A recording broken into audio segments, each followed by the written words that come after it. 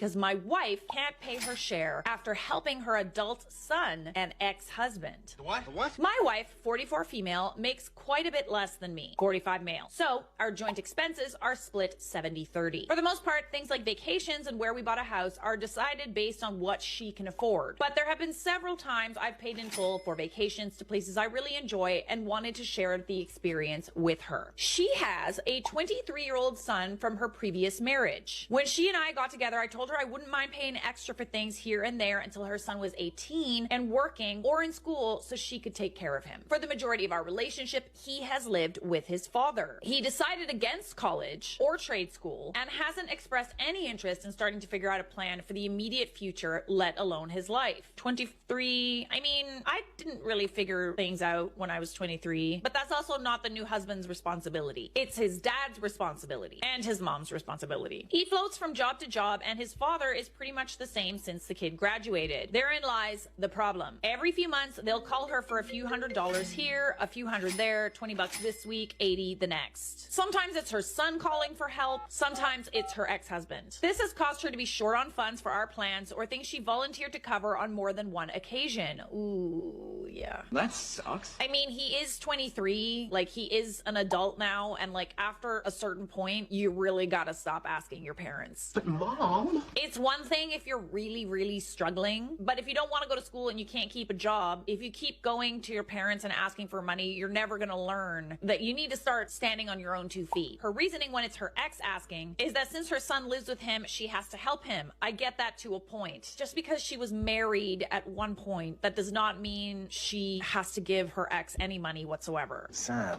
Unless she legally has to pay child support, but you don't pay child support after they're 18. Grow up! We were supposed to go on a vacation later this month. Nothing major or fancy, but just time away. We agreed to split the costs, and all that was left to pay for were the hotels, rental car, and some reservations. But I don't ask for much. You do. Her ex-husband called needing help getting his car out of impound and getting caught up on rent. Their son hasn't been able to get work without the car because he doesn't want to ride a bike or take a bus.